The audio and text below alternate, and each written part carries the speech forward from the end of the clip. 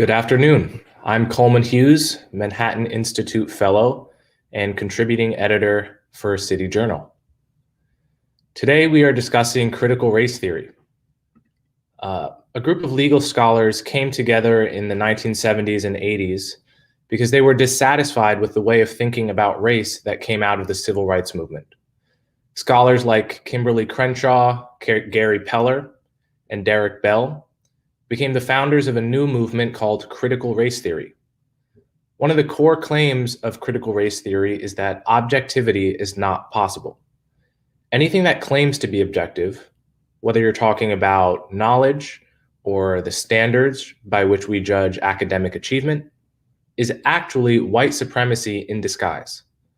Where the civil rights movement defined racism concretely in terms of racist individuals whose minds could be changed and racist laws which could be overturned, critical race theory defined racism abstractly.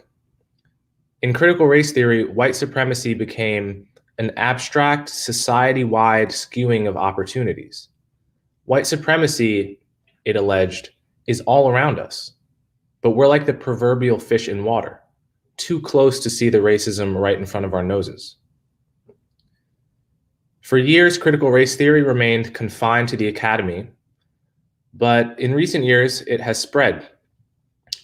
KIPP, the nation's largest network of charter schools, a few months ago changed their slogan from "work hard, be nice" to get rid of the "work hard" component because it implied that hard work was enough for a Black person to succeed.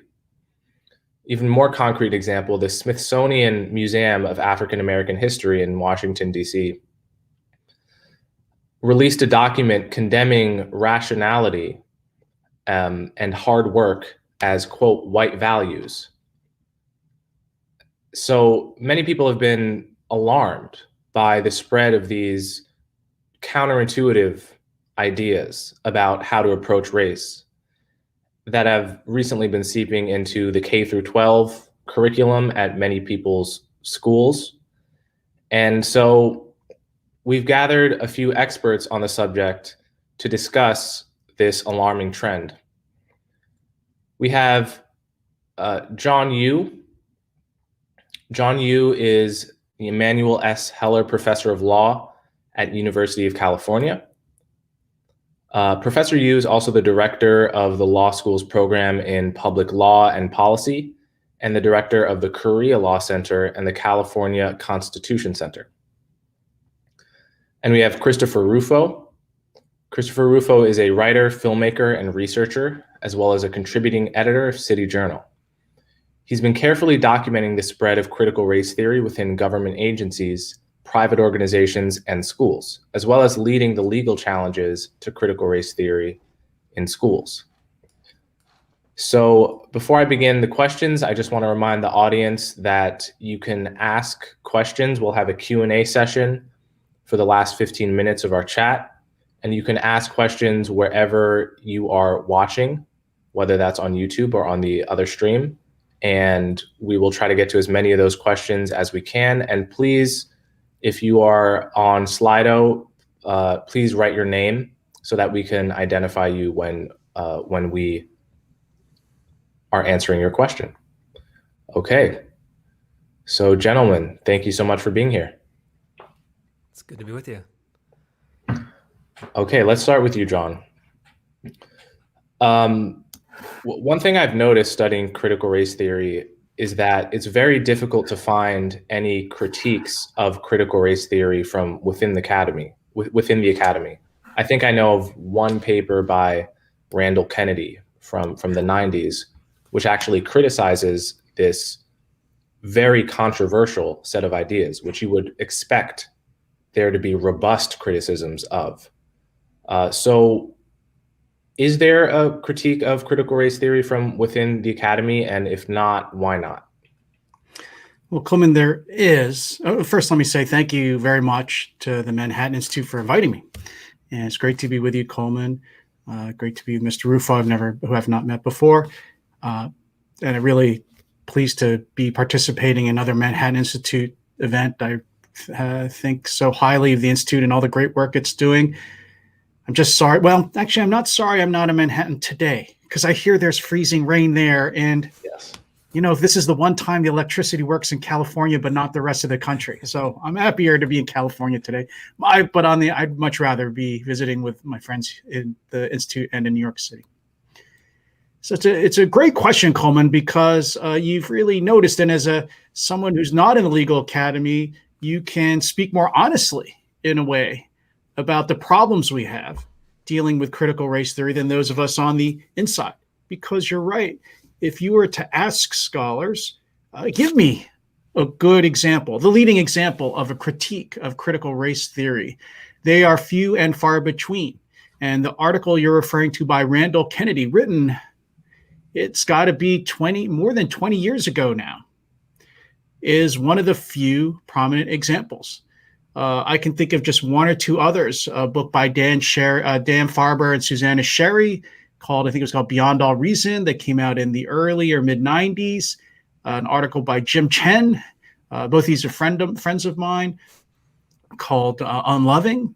And one reason why, Coleman, you don't see more writing, more criticism of CRT is to look at the responses those articles and books got. There were whole symposia held about each of those three articles, where several scholars accused them of being racists, accused them of fraudulent scholarship, accused them in some cases of accusing them of, my friend Jim Chen, who's Asian, and he was asking, is there such a thing even as Asian American critical studies? They accused him of not really being Asian. And so there's a huge backlash within the academy against anyone who questions critical race theory. On the other hand, in this response to the first part of your question, Coleman, there's a lot of points to raise. There's a lot of criticism to be leveled at CRT. And it actually would be even good for CRT to engage with critics, to become better, rather than to sort of be in an echo chamber where you don't hear critical scholarship and discussion. So some of those points, those who are more philosophically or political theory minded, which is a lot of people I know who are involved with the Manhattan Institute, will know that critical race theory is just sort of the latest descendant of Marxism. It specifically comes from a school called critical theory, which is associated with something called the Frankfurt School, the Frankfurt approach to history. And then that turned into something called, or descended into in the legal academy, something called critical legal studies. And from that came critical race theory. Now, Marxism and the Frankfurt School, just put very briefly, said that most institutions and rules in society are about oppression. Marxists like to think it's about oppressing people based on their class, which derives from their role in the means of production. The critical theory people moved the ball a little bit farther and said, well, the oppression is primarily ideological. Critical race theory said, well, the oppression is really based on race. And so when you see things like the New York Times' well-known 1619 Project, that's just a sort of rough journalistic attempt to bring critical race theory to the masses. But the basic idea is the critical race theory idea. If you remember, the 1619 Project says, the America is not founded in 1776 with our revolution. It's not founded in 1788 with the adoption of our Constitution. It's really founded in 1619 when the first African American slaves are brought to the United States, and our history ever since then has been one of oppression. Now, there's a lot of problems with this. Many historians, the leading historians in our country of conservative and liberal bent, have said the 1619 Project is fundamentally wrong if race is the single variable that accounts for all of American history. I think that's also true of critical race theory in general. Race is an important factor in our history. It's an important factor the way people think. But to say it's the single thing that explains everything in our society, politics, law, culture is, I think, mistaken. The main criticism, familiar to the ones people who've criticized Marxism too, is that what's the solution? When Marxists got in charge, they wanted to put in place, and this is the idea of Marxism or critical legal studies of critical race theory is we have to burst through, radically upset and revolutionize society to get rid of all this oppression.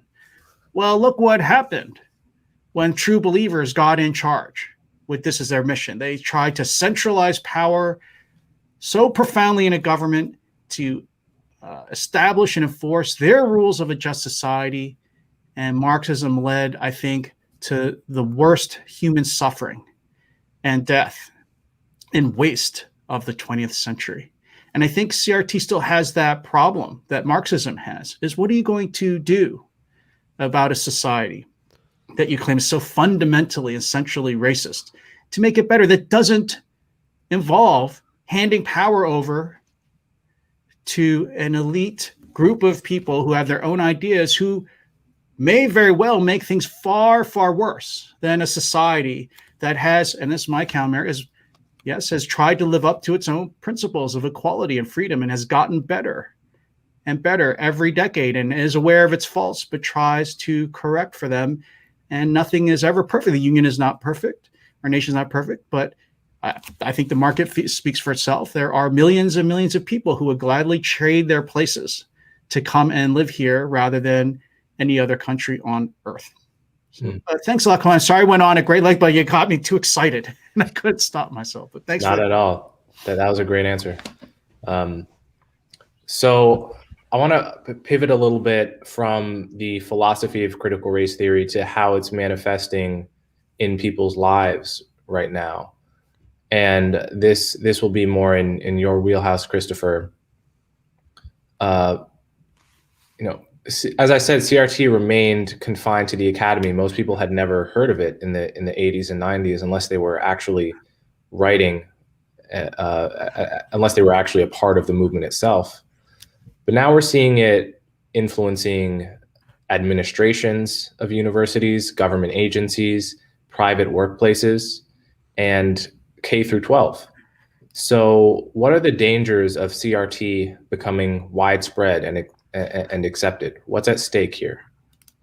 Yeah, I think John laid out the theoretical case about CRT, and I think a lot of my most recent investigative reporting work is really looking at it as it's manifested itself in institutions. And I think this all does emerge from the Frankfurt School kind of theories of Marxism, and the idea was that maybe seizing the means of production and for the physical economy, like factories and other manufacturing facilities, that's not necessarily the way. We need to actually seize the means of cultural production. That's the way we can get kind of past the bulwark of a large and rising American middle class. And frankly, 50 years after they announced their idea to do a long march through the institutions, echoing, of course, Chairman Mao, they've largely done so, in my view. That I think now, kind of with this astonishing speed, critical race theory has kind of jumped out of academia and now is becoming the default operating ideology of American public institutions. And I've reported in dozens of federal agencies that are conducting critical race theory-based trainings, everything from the FBI conducting intersectionality workshops to taking the white male engineers from our national nuclear weapons laboratory, sequestering them in a resort for 3 days, forcing them to deconstruct their white male identity, telling them that their identity is consonant with the KKK, with lynchings, with MAGA hats, and then forcing them to apologize for their kind of inborn racial and sexual identities. And these kind of programs I've reported now on dozens are happening everywhere, from the smallest kind of school districts in the Midwest. I reported, for example, on a middle school in Missouri that was forcing teachers to locate themselves on an oppression matrix, dividing the white male Christian English-speaking middle-class teachers into the oppressor category and then the kind of racial and ethnic minorities, religious minorities, women, and sexual minorities into the oppressed categories, ignoring any of their own kind of individual stories or behaviors or beliefs. And this really crude separation is happening everywhere. And I think it's the same reason that as John outlined, it really has gotten very little pushback in academia. It's the same reason it's getting very little pushback in other institutions, whether government or corporations or schools, because people are afraid to stand up against it. And I think critical race theory did something that I think is intellectually dishonest, but justified by their view of power, and actually very, very clever. They constructed their argument like a mousetrap.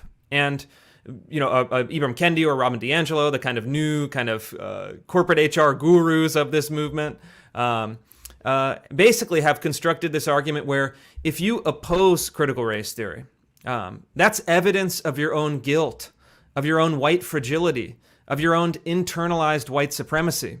So they make an argument that the only possible opposition is interpreted as essentially the truth of the theory, or kind of false consciousness, again derived from Marx. And on a very practical level, a parent in a school district that sees some of this stuff coming in is saying, "Am I going to be called a racist or a white supremacist?" And people, I think, don't have the language or the vocabulary, and then I think in many cases don't have the courage, because they will truly be the first people standing up. And to wrap up my introductory segment, the only bright spot that I've seen is actually the Asian American community in states like Washington State and California has been remarkably successful in pushing back against critical race theory and related ideological programs. I think in part because there is a commitment to the meritocracy. I've reported on people who said, "Look, we left communist China to come to the United States because we think the cultural revolution that we experience in our home country is bad. We came here because if you as you talked about, if you work hard, you study hard, you have a little bit of luck, you can succeed."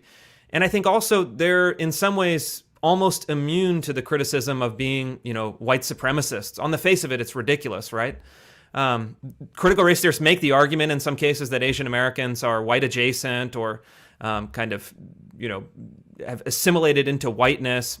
But I think most people reject those out of common sense. So I think that it's really going to take people banding together and pushing back in local institutions, as well as a kind of counter-institutional response from think tanks, academics, and legal foundations. So you mentioned some examples. You've been doing some investigative reporting on critical race theory in K through 12 classrooms. And I know this is one of the topics that is, I think, closest to the hearts of many people, because people worry, understandably, about their children being indoctrinated at an impressionable age with the totally unnecessary belief that doesn't come naturally to children who tend to have a more colorblind orientation, that their race separates them from their classmates and should determine how they think and how they engage with the world and what their values are and so forth. Very much, the opposite spirit of Martin Luther King's dream of white children and black children effortlessly being friends and viewing each other not as stand-ins for their race, but as individual people to be judged on their individual qualities. So can you talk a little bit about what you've seen, especially in K through 12 classrooms with critical race theory? Yeah, I'll use some very specific examples from my reporting. First, I think critical race theory, the kind of analogous movement in education, is from a Brazilian Marxist theoretician named Paulo Freire. And he wrote a book called Pedagogy of the Oppressed that's actually being used in curriculum design in school districts all over the country, including one that I'm going to be reporting on for City Journal in Portland, Oregon.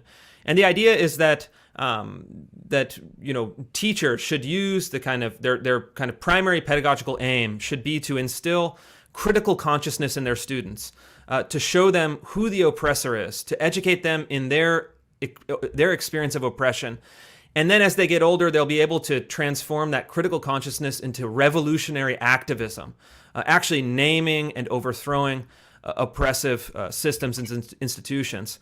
And they're applying that to the American context, basically saying the American Constitution, American law, American social customs are fundamentally illegitimate, dating back to 1619, and they have to be overthrown through revolutionary activity. That's the theory. What does it look like in practice? It looks like first graders in Cupertino, California, being forced to deconstruct their racial and sexual identities and then rank themselves according to their power and privilege. Again, first graders being taught intersectionality theory and then forced to apply it to their own lives. It looks like fifth graders in a school, in a public elementary school in Philadelphia, being forced to celebrate Black communism and simulate a Black power rally to free Angela Davis from prison. Again, kind of very politically aggressive tactics in a school that at 8th grade only 13% of students are literate. So 87% of students are functionally illiterate, but they are being educated not in learning but in political activism.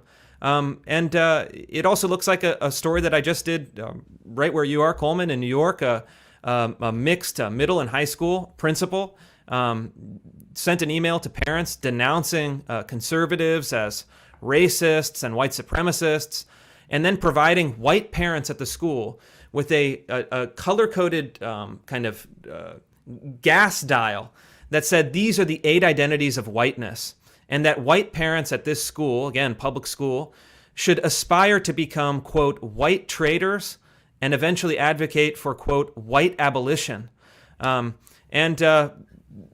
This is the kind of language and kind of crude distillation of critical race theory. And I think it's really dangerous. Even the language veers on stuff that I think is quite scary. I talked with a number of families through my reporting. One from Iran that said it reminded her of the kind of ideological fervor in the run-up to the revolution in 1979.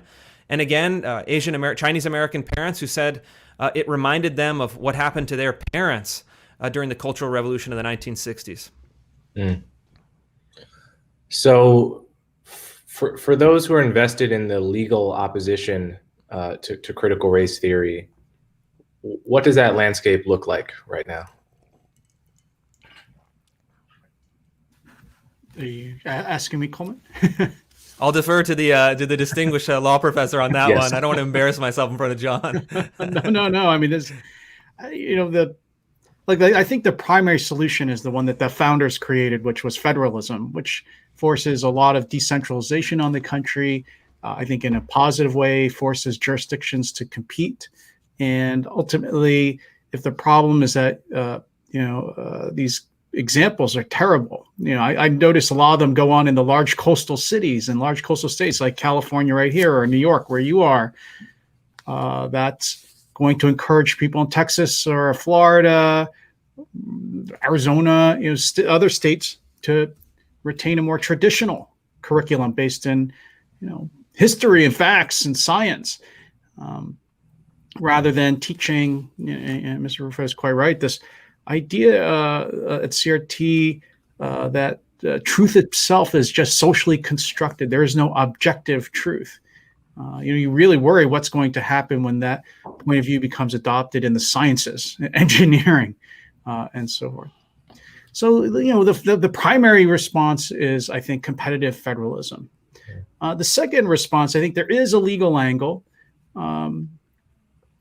beyond, people organizing and changing their school boards and fighting to change the curriculum in their classes, or even the competition, which may ultimately be the more healthy one, but by private providers of education like charter schools and homeschool and so on, is the effort to use several examples that Mr. Rufo talked about, the CRT idea to use diversity or to use race as a criteria to decide who gets into schools, as a criteria to decide who teaches, who gets promoted, who gets hired, because it's not just the curriculum. It's all part of a sort of larger program in which this idea that race has to be or is the primary deciding variable that explains everything in American society. Well, the ironic thing is that critical race theory wants to use race, to turn around and use race then to make all kinds of other decisions in society. And luckily that, I think, is prohibited when the government does it by the Constitution and the 14th Amendment, or the 5th Amendment if it's the federal government. Or when private employers do it, it's prohibited by Title VII of the Civil Rights Act. Coleman, you started out by quoting Martin Luther King, and the civil rights movement was great achievements as the Civil Rights Acts of 1964 and 1965. And those require colorblind treatment in hiring, employment, promotions. And if critical race theorists are going to try to take over institutions and inculcate the use of race in decisions at schools, who's going to be a teacher? Who's going to be a principal? Why did we choose this book rather than that book? That, I think, does make those institutions subject to legal challenge. Yeah, so a question that could be for either of you. John, you mentioned that the Civil Rights Act requires colorblind treatment, and it does. You can read the plain language right there. It even says in the act, nothing in this law is requiring any kind of preferential treatment based on race, right? There's no reason to make decisions based on race. That's the spirit and the text of the Civil Rights Act. And yet we've seen in the ensuing 55 years, the proliferation of policies and laws that take race into account. And so it's easy to become cynical about the efficacy of writing good laws, even important monumental laws like the Civil Rights Act. So why is it that we haven't seen in the past half century America more and more reflect the text and the spirit of the laws that we all celebrate on Martin Luther King Day and during Black History Month and so forth? Well, part of it is cultural. As you say, a lot of things you point out may not be things that the law can reach. If corporations are going to start saying we're going to use diversity in our hiring, or we're going to use diversity in our programming, that's much harder for the Civil Rights Acts to reach than outright uses of race. The other thing is, and this was, I think, an important fight in the courts, and actually the judicial appointments, particularly to the Supreme Court over the last few years, are going to really make the difference here, I think, which is that the courts open the door to allowing the use of race in admissions to schools. And the Manhattan Institute, the last program I was on with you was about the use of race in the magnet schools in New York City. By Mayor de Blasio and the head of the school board there, and why I thought that was inconsistent with the Constitution and civil rights laws. I think that what's going to happen is that there have to be more parents, more communities involved, challenging these kinds of efforts to use race explicitly in the schools or in their local governments, and those will generate the cases that get to the Supreme Court, and the Supreme Court can make clear, as I think it should, that race is just never to be used in the government and in state and local at all, for whatever reason, whether it's been allegedly benign or it's for malign reasons. But you're right, Cohen, you haven't seen the legal system really swing fully behind the colorblind principle because of the fight. The courts have been divided, but I think that division is going to end given the most recent appointments to the Supreme Court. Yeah. So you mentioned as well, John, that you thought the solution is competitive federalism. And this is, again, a question either one of you can answer. Does that imply that the legal battle is best fought at the state level or local level, or is there also is it best fought at the federal level? My preference would be at the state level. I think it's a mistake for the federal government to start establishing a nationwide curriculum, whether even if it's the curriculum that I might prefer. I think it would be a mistake for the federal government to say no critical race theory in any school anywhere in the country, because right, sooner or later, people who believe in critical race theory will take over the federal government at some point, and then they'll do the exact same thing in the other direction. I think the better answer is let people vote with their feet. If some states like California, again, and New York try to impose this heavy critical race theory curriculum in their schools, people will leave. Now, right now, people have a lot of other reasons to leave New York and California. They might just add these to them. But, people can decide the policies that they like. They can decide the schools they want their kids to go to. Maybe that means they'll move to other jurisdictions that are already gaining, a lot of residents like Texas or Florida or in Arizona, where the schools might be more resistant. Political leaders are more resistant. I don't think it's necessarily legal cases that will be the main dynamic. It'll be, people, participating in the political process within their states to get their curriculums to be more neutral and balanced based on, history, objectivity, science. And then people hopefully will move to those states because they don't want their children, as Mr. Rufo showed, learning ideology, radical ideology in kindergarten to 12th grade. Mm. All right. So for Chris, one thing I've noticed is that there's a huge divide between the elites and everybody else. And by elites, I mean people who are in politics, in journalism, in media, in Ivy League universities, in Silicon Valley, in corporate America, and everyone else. And this was brought home recently in California, where they tried to overturn Prop 209, which banned all racial preferences and affirmative action in state-funded institutions, and it was shot down by popular vote. And in fact, every majority Latino county in the state voted against racial preferences. But if you look at the corporate backing for each side, on the side of racial preferences was every corporation you could imagine. Facebook, Yelp, United, Reddit, and all Twitter. And there was no corporate backing on the side that actually won. The side represented by the citizens of California. So is this something you've noticed in your investigation, that there's a huge divide in the perception we get of how popular critical race theory is by looking at elite spaces and how popular it actually is? Yeah, I think it's a huge dichotomy, and I think there are really two dynamics at play. First, as you've outlined, this is what Christopher Lasch might have called or did call a kind of elite revolution against the people. I mean, this is an idea that circulated in very small groups, always in elite institutions, that explicitly seeks to undermine the kind of traditions and beliefs and patterns and practices of middle and lower class Americans, again, of all racial backgrounds. And I think that what I've noticed as a kind of functional matter is that there is the kind of, in my mind, I guess I would call it the kind of moral crime of critical race theory, is that in practice it serves best as a means to expand and then solidify the social status of multiracial elites that profess this theory.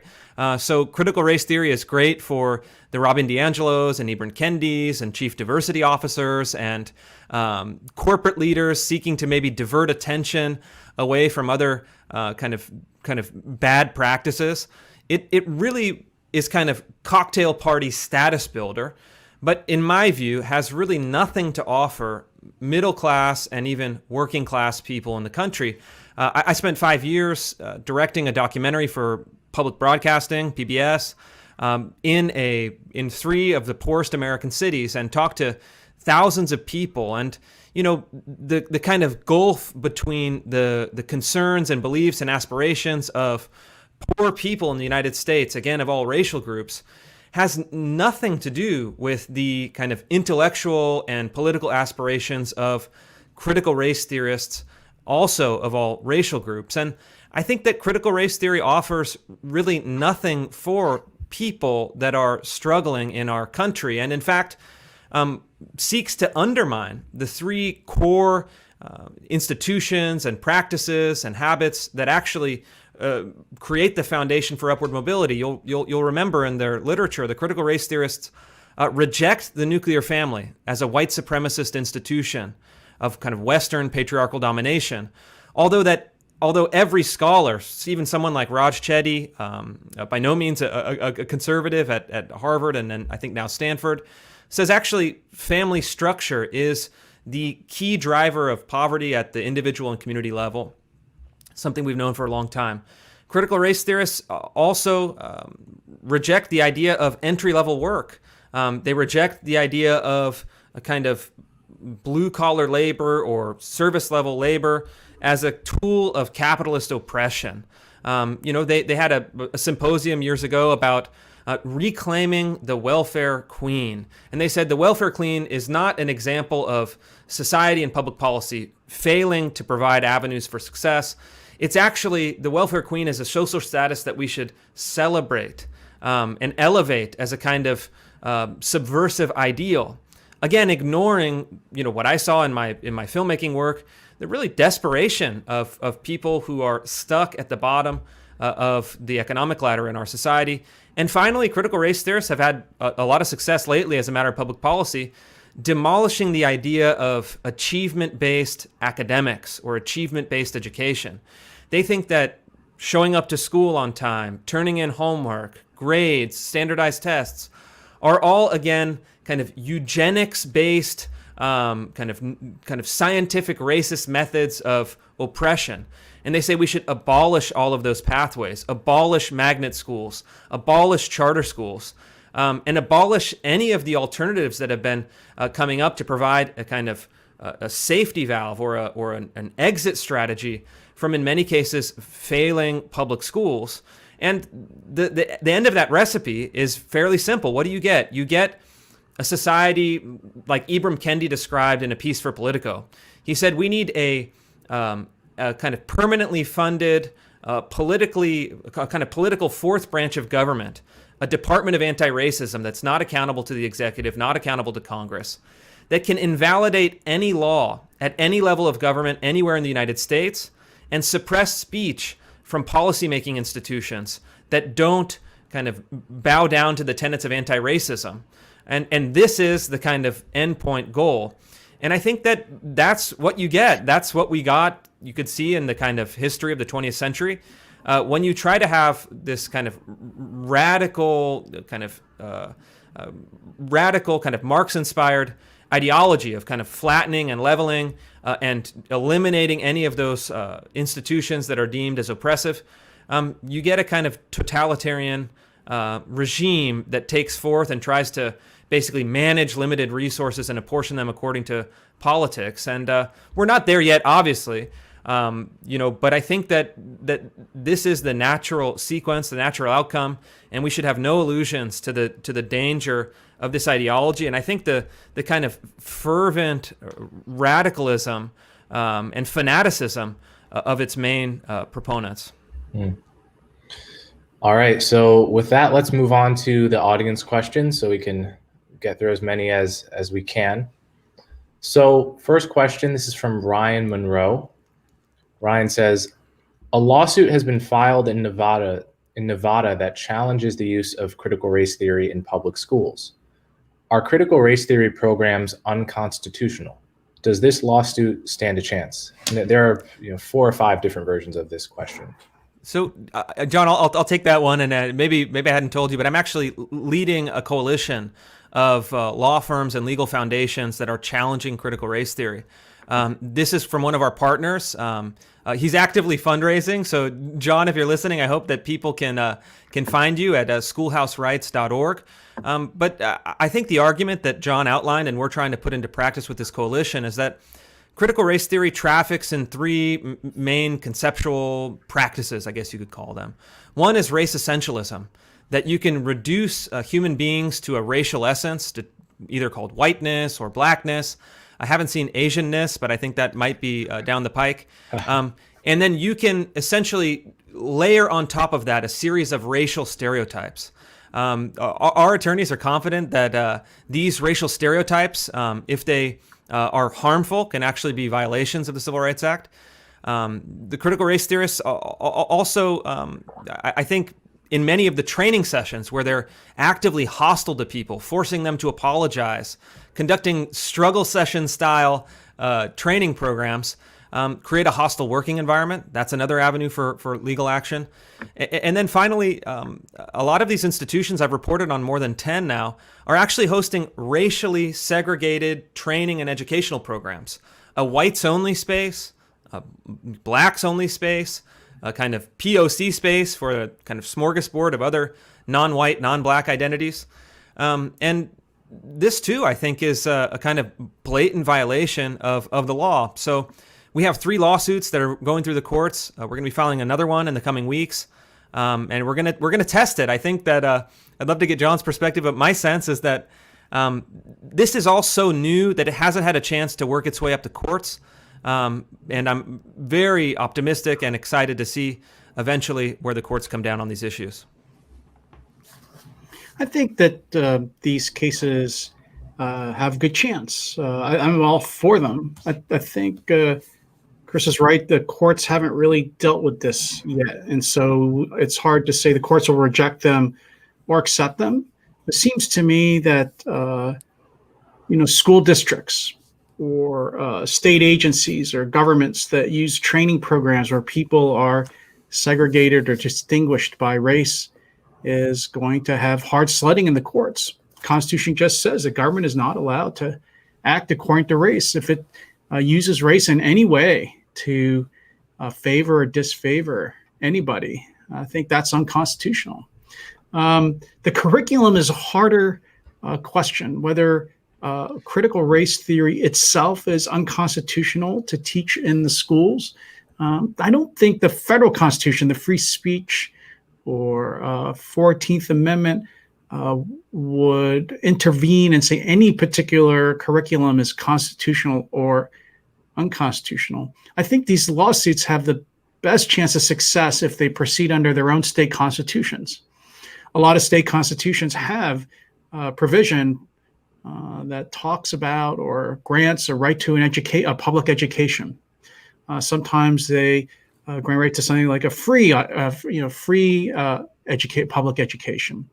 And so courts in those states can interpret, try to recover the meaning of what a public education is, and to say, well, for example, a political party couldn't take over a state in an election and just require that the Republican Party principles or Democratic Party principles are taught in school. I think most people agree that would be unconstitutional, at least under state constitutions. And so you could argue that presenting critical race theory in a sort of unquestioned or universalist way violates that right to an education. But I agree. These cases are so new. There really isn't any, prominent case law, which means actually that the lawsuits really ought to be brought to see whether the courts will try to supervise and stop the use of ideological means to achieve these ends in the schools. Okay, so a question from Freda, and this one's for Chris. Have you ever spoken to those who are required to take this CRT training? Is there some level of backlash or hidden resentment or anger at being forced to attend these trainings? Yeah, absolutely, Fred. I've spoken with hundreds of people in my reporting that have attended these trainings. and leaked documents to me and assisted me in finding out what's happening within the institutions. And absolutely, there's fear, there's resentment, there's division. I've heard from hundreds of people that these training programs that kind of on the surface seek to celebrate kind of diversity and common purpose actually end up undermining that goal and creating a kind of hostile working environment.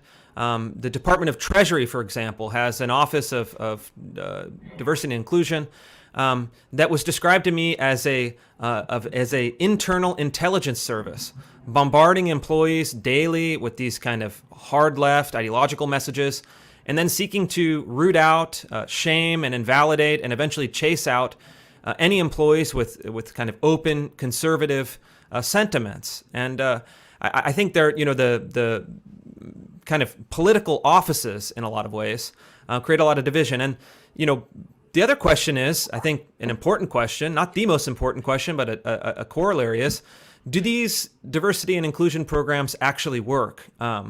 And the answer from the kind of literature seems to be no. There was a Harvard professor that had studied 800 different organizations over a time span of 30 years, looking at their diversity training initiatives, found that they offered no benefit, and in some cases actually caused harm. So I think that you have to really listen to people's experience and hopefully in the coming years provide them the kind of vocabulary and tools and practices and institutional support for them to resist and fight back against it.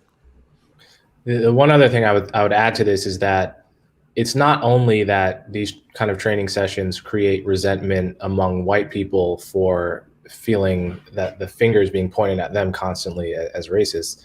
It's also, I've been in these training sessions and been very frustrated as a Black person because of the assumption that because I'm Black, I would agree with everything that's being taught to me by the so-called diversity experts, and just the sense of being spoken for, right? And this is one of the main ways critical race theory gets its moral legitimacy, is to say that there is a Black point of view that most or all Black people agree with, and the moral thing to do is just for everyone else to just get on board with what we Black people already know to be true. And just poll after poll refutes this notion, right? Just the one example that's always at the front of my mind is only 20% of Black people in America told Gallup they want less police in their neighborhood. 60% want the same amount, and another 20% want more police, right? But you ask a CRT perspective and they'll say, well, Black people want to defund the police, right? That's the whole implicit message. And that gives them an enormous semblance of moral legitimacy that makes it very difficult to argue against. And so it can be frustrating to be one of the people being spoken for, as well as one of the people being blamed in such contexts. Okay. So let's get a question from John Sindel. This is for John. Do you anticipate legal challenges to the teaching of critical race theory based on the Equal Protection Clause and/or federal and state non-discrimination statutes? If so, what are the prospects of success of such suits?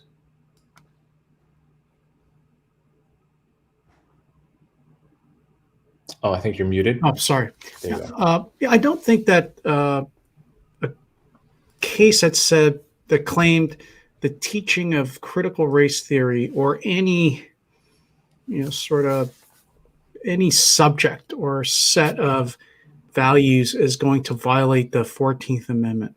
Instead, what I think the vulnerability is how it's done. So, in fact, Coleman, as you just suggested, actually, one of the problems with critical race theory is that at the one hand, it argues that minorities were historically excluded and treated poorly. But at the same time, critical race theory often stereotypes those very same minorities and doesn't understand the full diversity and individuality of people of all different races. if a school district or government tries to intervene not just in the selection of subjects as to what's to be taught, but who's to teach them. So, for example, one part of critical race theory is only authentic minorities sometimes are seen as the people who can write about critical race theory. There's as I mentioned an Asian American scholar who's heavily criticized by other Asian Americans for being inauthentic in a way for his writing. So if it came to school districts saying, well, we're going to favor, teachers from certain races or books written by people of certain races, because those are really the only authentic minorities, I think that would definitely give rise to 14th Amendment problems. The other, and I think this is more of a stretch, but again, in my example of could a school district or a state government say, we're only going to teach, this political party's views. I do think that at some point there could be a claim that what the government's doing violates the First Amendment, but that's a real stretch. When it comes to schools and what they teach, the courts have been relatively deferential.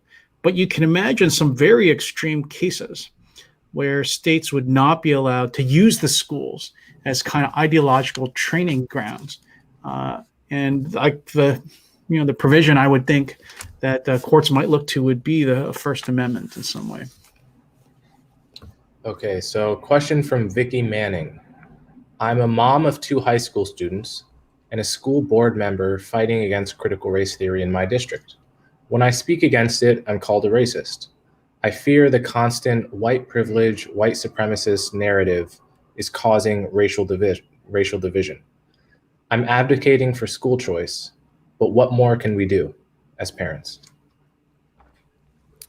Yeah, I'll take that. Well, first of all, thanks for pushing back. And I think that we're in this strange place where I've seen articles recently that that square dancing, logic, rationality, math, I think today was organic food, are all manifestations of white supremacy. And we've reached to a point of kind of white supremacy ad absurdum, where anything that the kind of political left and media don't like, they label white supremacist because, frankly, it's a very powerful word representing a very evil ideology that achieves political aims of intimidating people. And I think, first of all, have the courage to stand up. You're going to be kind of labeled and harassed and slandered. You have to break through that and stand strong. Second, I think that the success stories that I've seen are always establishing usually a multiracial coalition of people. It's very easy to say, oh, well, look at Susie over there. She's the kind of one person we can marginalize, we can insult, we can intimidate, we can shut down.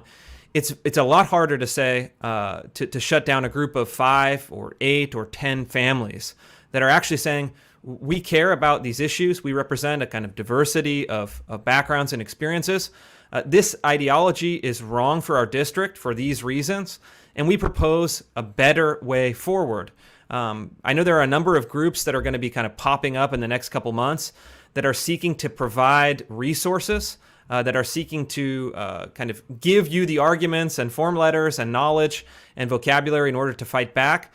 But I always think that the number one tip that I've gotten and in seeing successful campaigns is always strength in numbers, is always cobbling together a coalition of people that can't be dismissed.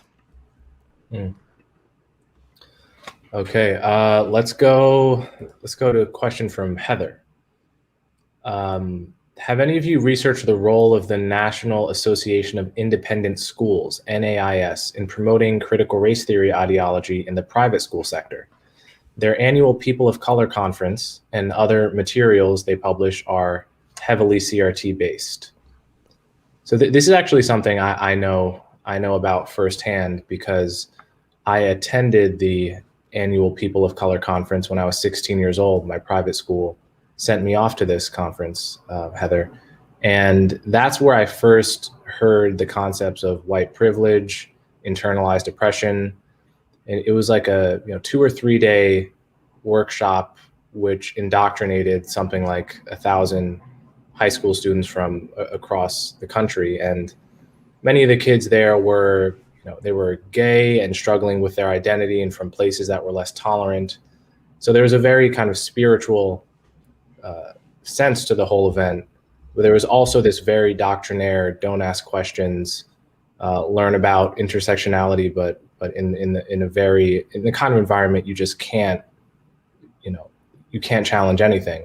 And then everyone brings those ideas back to their respective schools. So I think you're right to point to this as a kind of this is something that's been going on for decades, but a sort of yearly way in which critical race theory has been, the tendrils of critical race theory have been spreading throughout the nation. Okay, so because there are so many questions in the chat about what parents can do, can we just let's just end by giving parents 1 or 2 action items to do right now, a website to visit, or something that they can follow or support or donate to, just so we can sort of give people something to do the moment that this stream ends. I guess I'll go first. So, one thing that I found to be really persuasive is to provide specific examples. So there are a lot of examples I have in my reporting at City Journal, city-journal.org. You can look up my author archive, and to show people exactly what it means. Because in the abstract, critical race theory has, I think, a good brand. It's saying, hey, we need to take race into account in how we look at society and institutions. I agree with that. That seems great. But let's look at it actually in practice, in concrete terms. And the more specific examples of what happens when you institute these programs, in many cases, I think persuades people. It puts the other side on the defensive. It puts people in a position where they have to justify this. And I think that's tremendously helpful. And John, maybe you have some other resources to share? Yeah. I don't know if I have resources. I'm on the board of the Pacific Legal Foundation, which is a libertarian public interest group, and they have, I think, done a very strong job in challenging the end of sort of meritocratic methods for choosing students for K through 12 magnet schools and efforts by school districts to use race. I think they might well be interested in cases where school districts go the next step and start trying to require critical race theory teaching or principles, especially when it comes to the selection and promotion of teachers and books and so on. So I'd recommend people look at the Pacific Legal Foundation, and there are a few other groups like the Institute for Justice. And then each region actually has a sort of similar libertarian legal foundation that you could look to that could help talk through whether it makes sense to bring a lawsuit or to organize as a way to make sure that CRT doesn't seep into the classroom. And just to add to John's point, anyone listening that has either an experience they want to share that might be good for my reporting, or an experience to share that they might need to talk to an attorney, we do have a network of volunteer lawyers and law firms, so anyone can reach out to me directly. My email is just chrisrufo@protonmail.com. There's a lot of email traffic. I can't get back to everyone, but certainly if you have a direct experience and you need to either leak documents that are so outrageous they must be reported, or have a potential case, just contact me directly. All right. With that, I would like to thank Chris and John for joining us today for this important discussion. And thanks so much to our audience today for tuning in. Of course, if you like what you saw, I invite you to subscribe to receive the latest updates and research from Manhattan Institute, and follow the Manhattan Institute on Twitter. And you will find the link to subscribe in the chat. Thank you so much for tuning in with us today. Thank you. Thank you.